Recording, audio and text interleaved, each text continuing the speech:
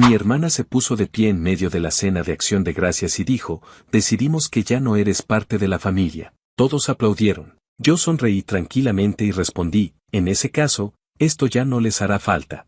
Dejé una carpeta sobre la mesa. Cuando la abrieron, su felicidad desapareció. Mi nombre es Lucas, y hasta esa noche de acción de gracias, creía que mi familia era como cualquier otra, ruidosa, desordenada, pero unida a su manera. No éramos perfectos, claro. Mi hermana mayor, Carla, siempre había sido la mandona, la que organizaba todo y decidía cómo debían ser las cosas. Mi papá, un hombre callado pero terco, solía dejar que ella tomara el control. Mi mamá, en cambio, era más suave, siempre tratando de mantener la paz. Luego estaban mis tíos, primos y algunos vecinos que se colaban en nuestras cenas porque, bueno, en mi familia nadie decía que no a un plato extra. Pero esa noche, todo se vino abajo. Era un jueves frío de noviembre, y la casa olía a pavo asado, puré de papas y pastel de calabaza. Había pasado la tarde ayudando a mamá en la cocina, pelando papas y revolviendo la salsa mientras ella tarareaba una canción vieja. Me gustaba esa rutina.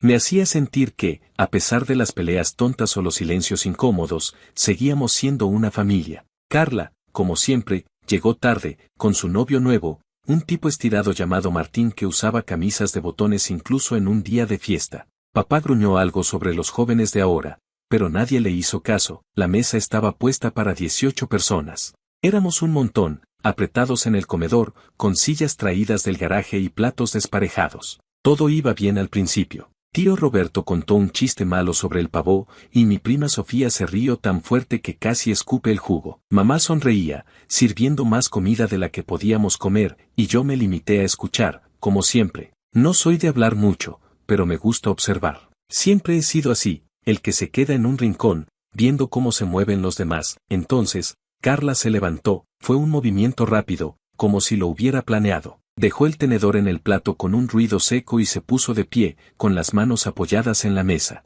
Todos se callaron. Hasta el tío Roberto, que nunca para de hablar, cerró la boca. Ella me miró directo a los ojos, y supe que algo malo venía. Había algo en su cara, una mezcla de enojo y satisfacción, como si por fin tuviera la excusa que llevaba años buscando. Lucas, dijo, con una voz que cortaba el aire, decidimos que ya no eres parte de la familia. El silencio se hizo más pesado. Miré a mi alrededor, esperando que alguien dijera algo, que mamá saltara a defenderme o que papá gruñera un qué tontería. Pero no. En lugar de eso, empezaron a aplaudir. Primero fue Martín, con esas manos pálidas y perfectas, golpeando una contra la otra como si estuviera en un teatro. Luego se unió Sofía, riéndose como si fuera un juego. Tío Roberto aplaudió fuerte, con una sonrisa torcida. Hasta mamá, mi dulce mamá, dio un par de palmadas tímidas antes de bajar la mirada al plato. Me quedé helado. No porque me sorprendiera del todo, Carla y yo nunca nos llevamos bien, sino porque no esperaba que todos la siguieran tan rápido. ¿Qué había hecho yo?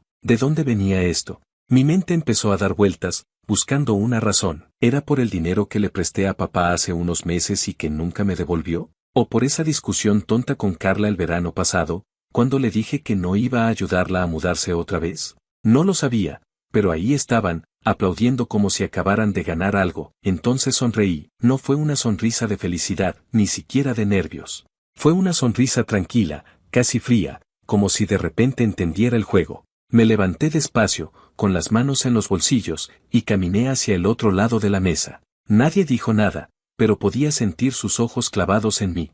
Saqué una carpeta delgada que había dejado en una silla antes de la cena. No sé por qué la traje esa noche, pero algo en mi instinto me dijo que la necesitaba, y la puse sobre la mesa con un golpe suave. En ese caso, dije, mirando a Carla, esto ya no les hará falta. La carpeta era vieja, de esas de cartón marrón que se usan para guardar papeles importantes. La había encontrado meses atrás, revisando unas cajas en el sótano de la casa de mis padres. No le había dado mucha importancia al principio, pero cuando la abrí y leí lo que había dentro, supe que era algo grande, algo que podía cambiarlo todo. Carla frunció el ceño, pero no dijo nada. Fue Martín quien se inclinó y abrió la carpeta, con esa actitud de yo me encargo que tanto me molestaba. Sacó los papeles, los hojeó rápido y luego se quedó quieto. Su cara cambió. La sonrisa engreída que siempre llevaba se borró, y sus ojos se abrieron como si hubiera visto un fantasma. Pasó los papeles a Carla, que los leyó en silencio. Vi cómo sus manos empezaban a temblar. ¿Qué es esto? Preguntó, con la voz más baja de lo normal. Léalo en voz alta, dije, cruzándome de brazos. Quiero que todos escuchen. Ella dudó, pero al final empezó a leer. Su voz temblaba un poco, y cada palabra parecía pesarle más que la anterior. Testamento de Elena Ramírez, fechado el 15 de marzo de 2010. Yo, en pleno uso de mis facultades, dejo la totalidad de mis bienes, incluyendo la casa en la calle Olmos 47, el terreno en las afueras y todas mis cuentas bancarias, a mi nieto Lucas Ramírez. Con la condición de que se haga efectivo tras mi fallecimiento y solo si él lo reclama personalmente, se detuvo. El comedor estaba tan silencioso que podía escuchar el zumbido del refrigerador en la cocina. Miré a mi alrededor. Mamá tenía la mano en la boca, como si quisiera taparse el asombro. Papá fruncía el ceño, confundido. Tío Roberto soltó un ¿qué? Que resonó en la pared. ¿Esto es real?, preguntó Carla, levantando la mirada hacia mí. Muy real, respondí. La abuela lo escribió antes de morir.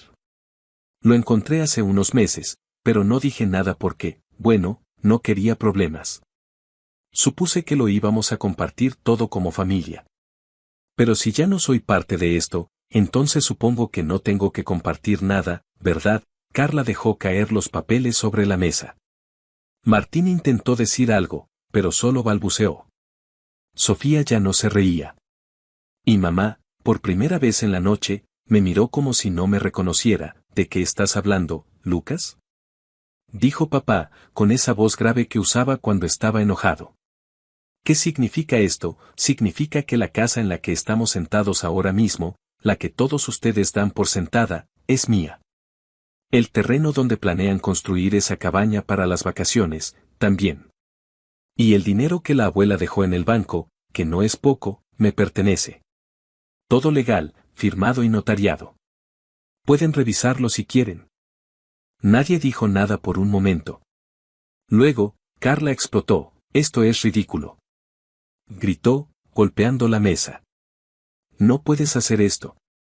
Esa casa es de todos. La abuela no sabía lo que hacía cuando escribió eso, sabía exactamente lo que hacía, dije, sin levantar la voz. Y si no me creen, hablen con el abogado que lo firmó. Está todo en regla. Me di la vuelta y caminé hacia la puerta. Podía sentir el caos empezando detrás de mí, Carla gritándole a Martín, papá murmurando algo sobre papeles falsos, mamá pidiéndole a todos que se calmaran. Pero no me quedé a escuchar. Abrí la puerta, salí al aire frío de la noche y cerré detrás de mí. No sabía si estaba haciendo lo correcto. Una parte de mí se sentía mal, como si estuviera traicionando algo que alguna vez quise proteger. Pero otra parte, una más grande, sentía alivio. Por primera vez en años, no era el que se quedaba callado, el que dejaba que los demás decidieran por mí. Esa carpeta no era solo un montón de papeles. Era mi salida. Caminé hasta mi auto, estacionado al final de la calle, y me subí. Antes de encender el motor, miré la casa una última vez. Las luces del comedor seguían encendidas, y podía imaginarlos peleando, buscando una manera de darme la vuelta a esto. Pero no había vuelta atrás. Arranqué el auto y me fui. Conducir por la carretera esa noche fue extraño. El aire frío entraba por la ventana entreabierta de mi auto, un cacharro viejo que apenas pasaba las revisiones, y el ruido del motor llenaba el silencio que había dejado atrás en la casa. No tenía un plan claro. Solo sabía que no iba a volver a sentarme en esa mesa como si nada hubiera pasado. La carpeta estaba en el asiento del copiloto, arrugada por el manoseo de Carla y Martín, pero intacta. Esos papeles eran mi boleto a algo nuevo, aunque todavía no sabía exactamente qué. Llegué a mi apartamento pasadas las 11. Era un lugar pequeño, en un edificio viejo al otro lado de la ciudad. Las paredes tenían manchas de humedad, y el sofá crujía cada vez que me sentaba, pero era mío. Lo había alquilado con el poco dinero que ganaba trabajando en una ferretería, un empleo que no me emocionaba pero que pagaba las cuentas. Encendí la luz, tiré las llaves en la mesita y me dejé caer en el sofá con la carpeta en las manos. La abrí otra vez, aunque ya me sabía de memoria lo que decía. La abuela Elena siempre había sido un misterio para mí. Murió cuando yo tenía 17 años, y aunque la quería mucho, no pasábamos tanto tiempo juntos. Era una mujer callada, de esas que te miran como si supieran más de lo que dicen. Cuando encontré el testamento en el sótano, pensé que era una broma o un error. Pero no. Ahí estaba mi nombre, escrito con su letra temblorosa, y luego firmado por un abogado. La casa, el terreno, el dinero, todo para mí. Nunca entendí por qué me eligió, pero esa noche, mientras miraba los papeles bajo la luz tenue de mi lámpara, sentí que ella me estaba dando una oportunidad. El teléfono empezó a vibrar en mi bolsillo. Lo saqué y vi el nombre de mamá en la pantalla. Dudé un segundo antes de contestar. ¿Lucas? Su voz sonaba nerviosa, como si hubiera estado llorando. ¿Dónde estás? En mi casa, dije, seco. No quería darle más explicaciones. Hijo, por favor, vuelve. Esto se salió de control.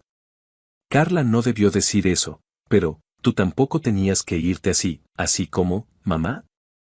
Me senté más recto, apretando el teléfono. ¿Qué esperaban? ¿Que me quedara callado mientras todos aplaudían que me echaran? No funciona así, ella suspiró.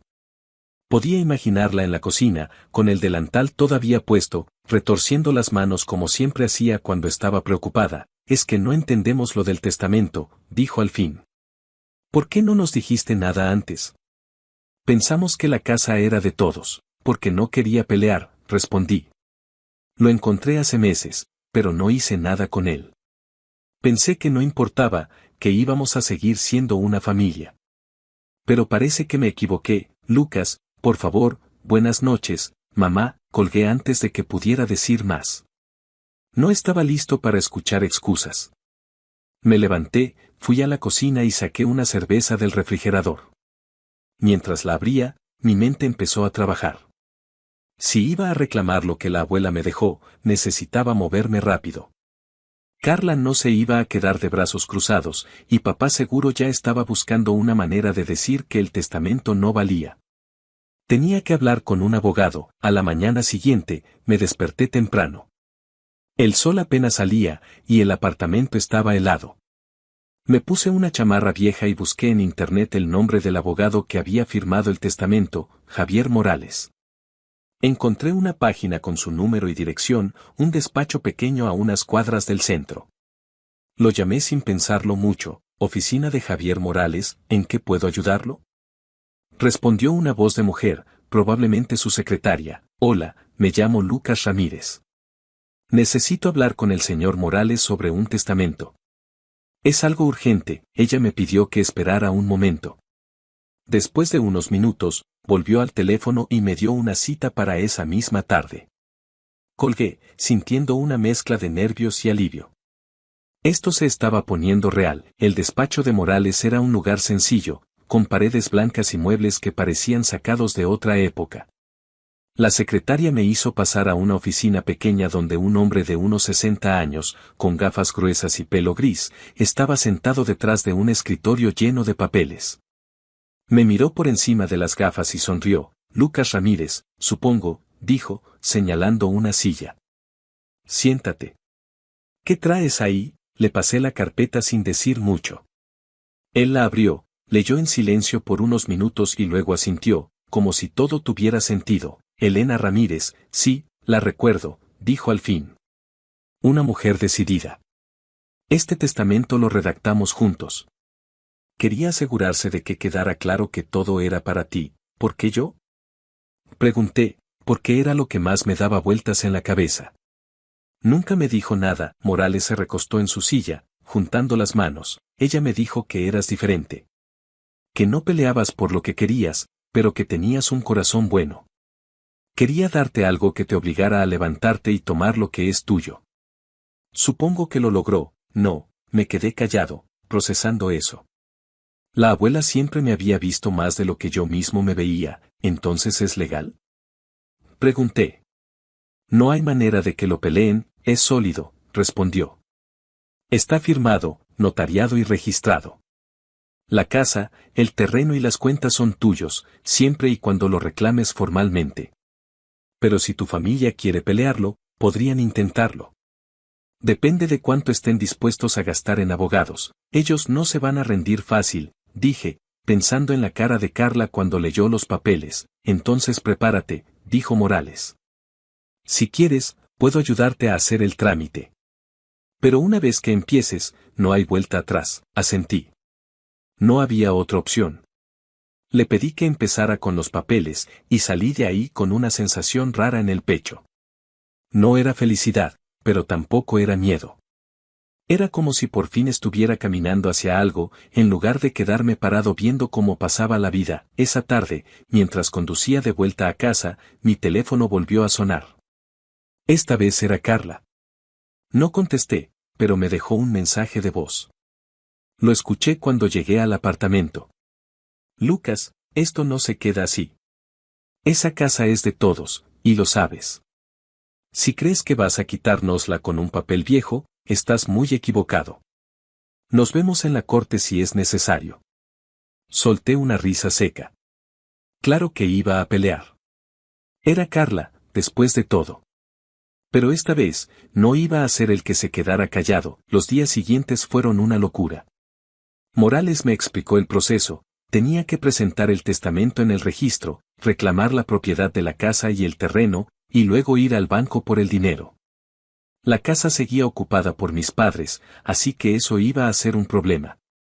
No quería echarlos, pero tampoco iba a dejar que me pisotearan. Decidí empezar por el banco, porque era lo más fácil. Cuando llegué con los papeles, la gerente del banco, una mujer bajita con cara de no sorprenderse por nada, revisó todo y me miró con una ceja levantada. ¿Sabes cuánto hay aquí? Preguntó. No exactamente, dije. Nunca vi las cuentas. Ella tecleó algo en su computadora y luego giró la pantalla hacia mí. Mi corazón dio un salto. Ahí estaba el número, $287,000. No era una fortuna de millonario, pero para mí, que apenas llegaba a fin de mes, era como ganar la lotería. Es tuyo, dijo la gerente. Podemos transferirlo a tu cuenta hoy mismo, si quieres, asentí, todavía en shock. En unas horas, mi cuenta pasó de tener unos cientos de dólares a casi 300,000. Salí del banco con las manos temblando. Por primera vez en mi vida, tenía poder de verdad. Pero el poder trae problemas. Esa noche, alguien tocó la puerta de mi apartamento. Abrí y ahí estaba papá, con la cara roja y los puños apretados. Tenemos que hablar, Lucas, dijo, entrando sin que lo invitara. Esto que estás haciendo no está bien. Me preparé para lo que venía. La pelea apenas estaba empezando. Cuando papá entró a mi apartamento esa noche, supe que las cosas estaban a punto de ponerse feas. Estaba parado en medio de mi sala, con los brazos cruzados y esa mirada que solía usar cuando yo era niño y rompía algo por accidente. Pero yo ya no era un niño, y esto no era un jarrón roto. Esto era todo lo que ellos creían que les pertenecía, deslizándose entre sus dedos. ¿Qué crees que estás haciendo, Lucas? Dijo, con la voz ronca. ¿Crees que puedes quitarnos la casa y el dinero de tu abuela como si nada? Esa es nuestra vida, no un juego. Me apoyé contra la pared, tranquilo. Había pasado días pensando en esto, hablando con Morales, asegurándome de que todo estuviera en orden. No iba a dejar que me intimidaran. No estoy quitándoles nada, respondí. La abuela me lo dio. Si tienen un problema con eso, hablen con ella. Oh, espera, no pueden. Papá dio un paso hacia mí, y por un segundo pensé que iba a pegarme. Pero se detuvo, respirando fuerte. Esto no es lo que ella quería, dijo. Quería que estuviéramos juntos, no que nos destrozaras, ¿juntos? Solté una risa amarga. ¿Como anoche, cuando todos aplaudieron mientras Carla me echaba? No me hables de estar juntos, papá. Eso se acabó cuando decidieron que yo no valía nada. Él no dijo nada por un momento. Luego bajó la mirada, como si no tuviera respuesta. Pero yo sabía que no había venido solo a hablar. Carla estaba detrás de esto, moviendo los hilos como siempre. Me despedí de él con un piénsalo bien y cerré la puerta. No iba a ceder. Los días siguientes fueron un torbellino. Morales presentó el testamento en el registro, y la casa en la calle Olmos 47 pasó oficialmente a mi nombre. El terreno en las afueras, un pedazo de tierra que papá soñaba con convertir en una cabaña familiar, también. Y el dinero ya estaba en mi cuenta. Pero mi familia no se rindió tan fácil. Carla contrató a un abogado, un tipo caro con traje brillante que mandó una carta diciendo que iban a pelear el testamento en la corte. Alegaban que la abuela no estaba en sus cabales cuando lo escribió, que yo la había manipulado. Era una mentira tan grande que casi me dio risa. Fui a ver a Morales otra vez. Estaba en su oficina, revisando unos papeles con una taza de café en la mano. ¿Qué tan serios son?, pregunté. Él se encogió de hombros. Pueden intentarlo, pero no tienen nada sólido. El testamento está claro, y hay registros médicos que muestran que tu abuela estaba lúcida cuando lo firmó. Van a gastar mucho dinero para nada. ¿Estás listo para esto? Más que listo, dije. Quiero terminarlo, y así empezó la guerra. La primera audiencia fue 2 semanas después, en un juzgado pequeño que olía a madera vieja y café rancio. Estaba sentado al lado de Morales, con mi chamarra vieja y unos jeans, mientras del otro lado estaba Carla, papá, mamá y su abogado Caro. Carla me fulminaba con la mirada, como si quisiera atravesarme con los ojos. Mamá parecía incómoda, jugueteando con un pañuelo.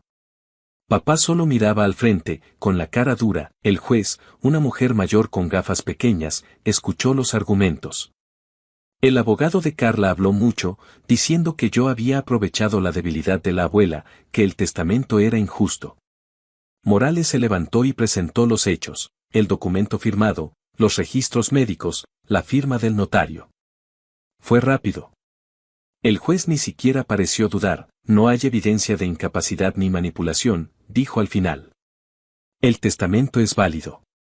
Caso cerrado. Carla se puso de pie de un salto, gritando algo sobre apelar, pero el juez la calló con una mirada. Salí de ahí con Morales, sintiendo el aire fresco en la cara. Era oficial. Todo era mío, pero eso no fue el final. Mi familia no sabía cuándo rendirse.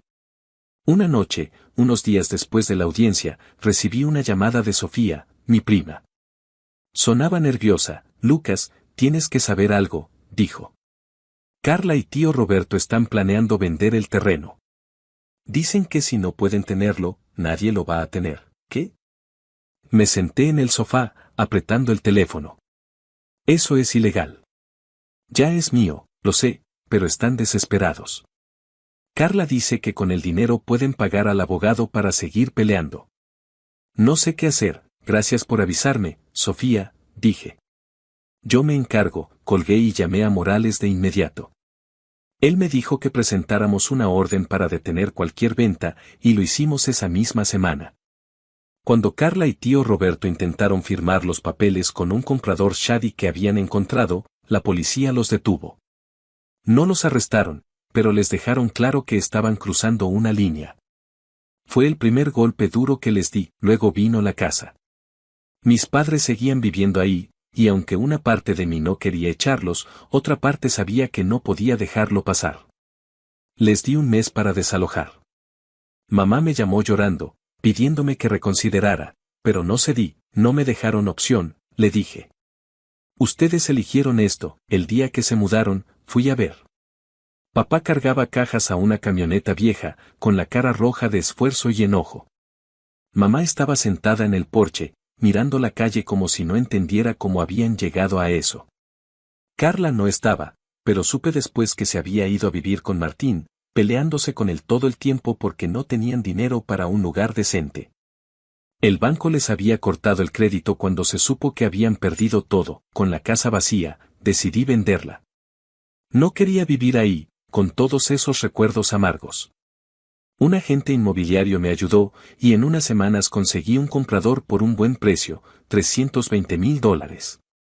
Sumado al dinero de la abuela, ahora tenía más de $500,000 en el banco. El terreno lo mantuve. Era bonito, y pensé que algún día podría construir algo ahí, algo mío, pero no podía irme sin un último golpe. Quería que supieran que no podían pisotearme y salir como si nada. Organicé una pequeña reunión en un restaurante del centro, un lugar sencillo pero decente. Mandé invitaciones a Carla, papá, mamá, tío Roberto y Sofía. Les dije que era para hablar de paz. Solo Sofía sabía la verdad, porque ella había sido la única que no me dio la espalda del todo. Llegaron puntuales, sentándose en una mesa larga con caras de desconfianza. Yo estaba al otro lado, con un traje nuevo que me había comprado, nada caro, pero decente, y una sonrisa tranquila. Pedí comida para todos, pavó, puré, pastel de calabaza, como en acción de gracias. Mientras comían, incómodos, saqué una caja pequeña y la puse en la mesa. ¿Qué es esto?, preguntó Carla, con la voz cortante. Un regalo, dije. Para que recuerden cómo empezó todo. Abrí la caja y saqué una foto enmarcada. Era de esa noche en la cena, tomada por Sofía antes de que todo explotara. Ahí estábamos todos, sonriendo como si fuéramos una familia normal. Pero en la foto, con un marcador negro, había tachado sus caras, dejando solo la mía intacta. Se la pasé a Carla, que la miró con los ojos abiertos. Ustedes me borraron primero, dije, levantándome. Ahora yo terminé el trabajo. Disfruten la comida. Es lo último que van a sacar de mí. Me di la vuelta y salí del restaurante. Afuera, el aire estaba fresco, y el sol se estaba poniendo. Escuché a Carla gritar algo detrás de mí, pero no me detuve. Subí a mi auto, uno nuevo, nada lujoso pero mucho mejor que el cacharro viejo, y manejé hacia el terreno. Ahí, bajo un árbol grande, me senté con una cerveza en la mano y miré el cielo. Ellos estaban en ruinas. Papá y mamá vivían en un departamento pequeño, peleándose por las deudas. Carla y Martín se separaron poco después, y ella terminó trabajando en un supermercado, algo que odiaba. Tío Roberto intentó pedirme dinero, pero lo ignoré. Sofía fue la única que mantuvo contacto, y le dije que siempre tendría un lugar conmigo si lo necesitaba. Yo, en cambio, estaba bien. Con el dinero, dejé la ferretería y empecé un negocio pequeño de carpintería, algo que siempre quise hacer. El terreno seguía ahí, esperando. Y por primera vez, sentí que la abuela estaría orgullosa. Ganar nunca se sintió tan tranquilo.